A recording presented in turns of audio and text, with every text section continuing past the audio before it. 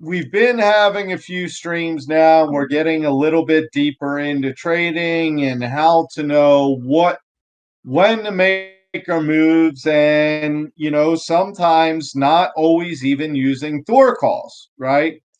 So I just wanted to go over what are indicators when people say, "Oh, well, my indicator," or "I have an indicator," this and that.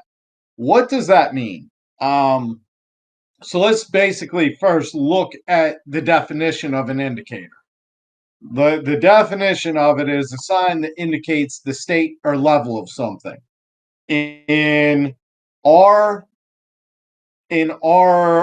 perspectives, our level or state is either price or where's things at on the RSI, etc. That's kind of our state or our level. Uptrend, downtrend, these are our levels. So a gauge or meter of specified levels. Well, that's exactly what I say the RSI is all the time, right? A FOMO meter, right? It's an indicator of, are we getting to overbought or are we getting to oversold? And is this an indication that price may be making a reversal? Or are we getting back? Are we rejecting off of, say, the neutral line? And is this an indication that we may continue downtrend, right?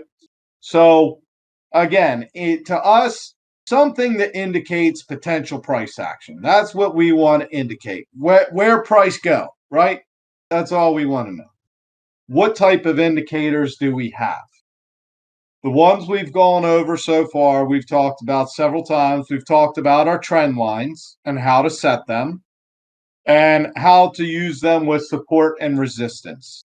Are we making higher highs and higher lows, and are we established in an uptrend, and therefore we can connect our lows and have kind of our trend line of support?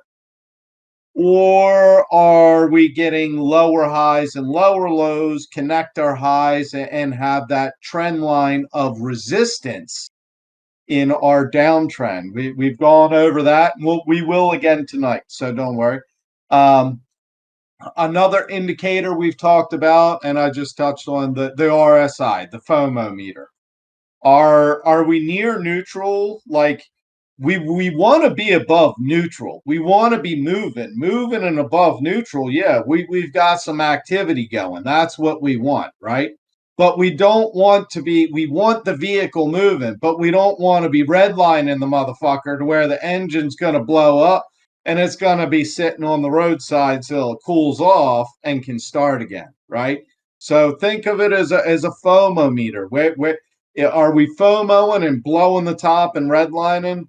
Or, if you're in a short or looking for price to drop down to an entry point, you want to see price action below that 50 meter, right? You kind of want to see it below neutral, winding down and getting toward the oversold, the time to really start up again. Everything's cooled off. Now it's time to make the next run.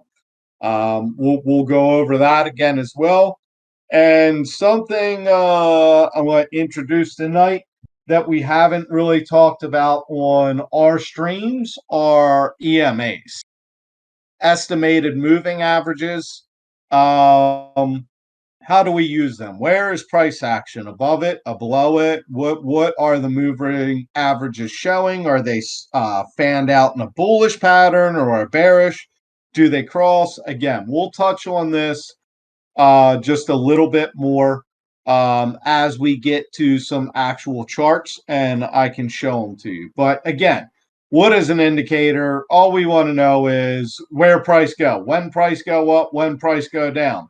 What shows us that? What indicates the direction, or what indicates us holding our trend or a reversal? You can look at indicators of momentum, indicators of price, and blending these things is kind of what technical analysis can be about.